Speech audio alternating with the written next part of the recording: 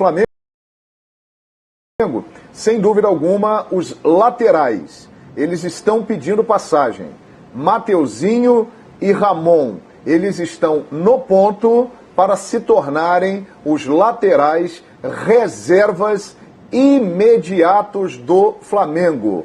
O Mateuzinho, na minha avaliação, deve ser o reserva imediato do Rafinha, que deve estar chegando, a negociação está em andamento, e o Ramon deve ser o reserva imediato do Felipe Luiz. Os dois laterais, muito bem, chamando a atenção, principalmente pela qualidade do cruzamento. O Rodrigo Muniz, que fez 2 gols hoje na vitória, acabou se beneficiando disso. O Ramon desde o ano passado, né? Não tem exato. novidade. Eu acho que o Ramon já devia ter sido o reserva ano passado. O Mateuzinho também é um jogador que vem crescendo. E essa é a vantagem de você ter um timaço como o do Flamengo. Você tem muitos jogadores de alto nível que dão sustento à equipe e, eventualmente, o jogador mais jovem pode ter tempo para conseguir desenvolver o seu futebol. E eu acho que isso vale também para o Michael, porque eu vejo 3 opções básicas. Uma, na verdade, nem existe, que seria uma proposta de alguém pelo Michael para o Flamengo ter lucro ou para o Flamengo reaver o que gastou, caso ache que o jogador não vai deslanchar. Essa é uma opção.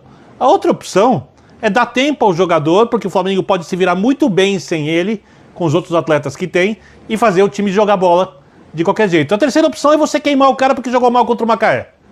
Vou me livrar, não serve mais. Essa me parece a mais maluca e sem nexo.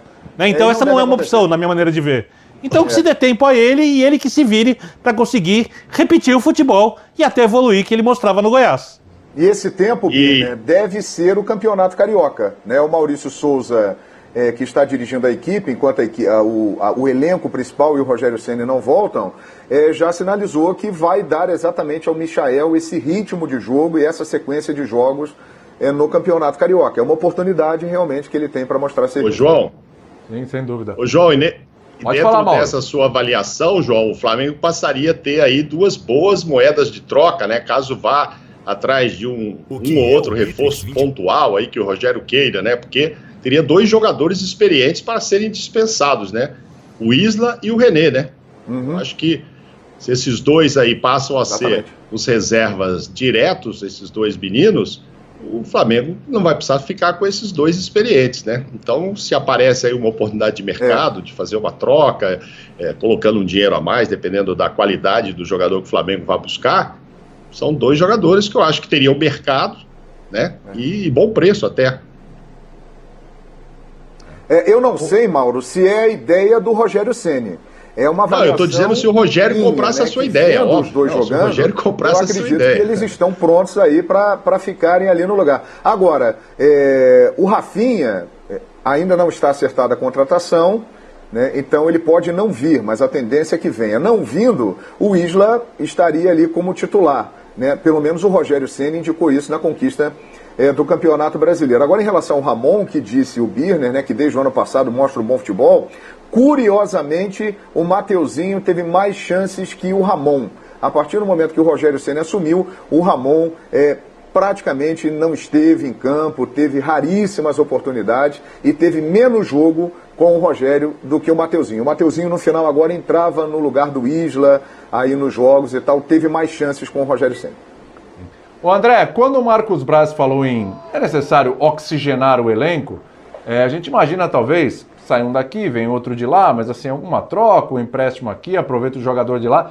Dá pra gente imaginar que esse Flamengo não precisa, então o Rafinha, ok, tá aí, mas não precisa de nenhuma contratação, basta olhar essa molecada e o Flamengo já tem em casa o que precisa para montar um elenco que aguente essa temporada com qualidade? William, mesmo para equipes que são compradoras, né, e o Flamengo, depois que readquiriu o seu potencial de investimento, e é claro, nós estamos falando numa época em que essa parte financeira para os clubes de futebol foi severamente atingida pela conjuntura mundial, por causa do vírus e tudo mais, mas o Flamengo continua sendo, porque as dificuldades se apresentam para todos, e aqueles que fizeram as coisas bem feitas nos anos anteriores, evidentemente estão numa posição melhor do que os que não fizeram, e o Flamengo as fez. Então o Flamengo continua sendo um clube que investe no seu elenco, então logo a normalidade retorne, a gente infelizmente não tem como fazer alguma ideia de quando isso vai acontecer, um clube como o Flamengo estará, pelo menos aqui no seu setor, Brasil, América do Sul, na posição privilegiada que ficou clara para todo mundo durante a temporada de 2019. Mesmo para essas equipes, não existe notícia melhor do que aquilo que o João disse. O fato de estarem surgindo nas categorias de base jogadores que têm qualidade técnica, têm compostura, têm talvez, tomara, cabeça para construir a sua vida dentro de um lugar como o Flamengo, com o tamanho da pressão que eles terão de enfrentar, para quem sabe um dia seriam substitutos dos jogadores que atualmente atuam nas laterais. Então essa já é uma grande notícia. Tá aí, se tudo der certo, um futuro, entre aspas, garantido, porque o futebol não oferece garantia de nenhuma maneira em nenhuma situação. Mas são boas notícias. Isso faz com que o clube não se sinta pressionado para ir ao mercado e trazer como se sentiu durante 2019, né? A gente sempre usa esse exemplo aqui. Quando o Felipe Luiz e o Rafinha não podiam jogar por qualquer circunstância, o Flamengo sentia muito. Os substitutos não só não estavam à altura, como levavam a um declínio técnico quando jogavam. Aliás, no jogo em que o Michael, se não me engano, eu não me lembro exatamente da escalação do Flamengo, mas no jogo que o Michael pelo Goiás fez uma ótima partida e talvez ali tenha colocado uma semente bem importante na sua futura contratação, o espaço entre o lateral direito e o zagueiro do Flamengo foi muito bem utilizado. A única maneira de atacar o Flamengo durante aquele Campeonato Brasileiro foi por ali. Então, existem aí os indícios de que era necessário melhorar e se reforçar nessas posições. Agora, talvez isso não seja verdade. Talvez também esses jogadores não sejam para uso imediato, mas eles já estão aparecendo. Eu acho que a volta do Rafinha é muito interessante pelo conhecimento que ele já teve do clube durante uma temporada histórica, pelo que ele representa em termos de experiência, a contribuição técnica, óbvio, que ele pode dar. Mesmo que a substituição a ele com o Isla seja muito menos problemática do que era em 2019. Mas é importante sim, o Braz usou o termo oxigenar, né? Eu acho que aí ele está falando de renovação, evidentemente, porque os jogadores vão ficando mais velhos e alguns deles provavelmente não poderão fazer o que vem fazendo durante mais muito tempo, e também o estímulo da competição interna, né? Gente com fome, porque esse grupo é um grupo ganhador. O Rogério disse, né?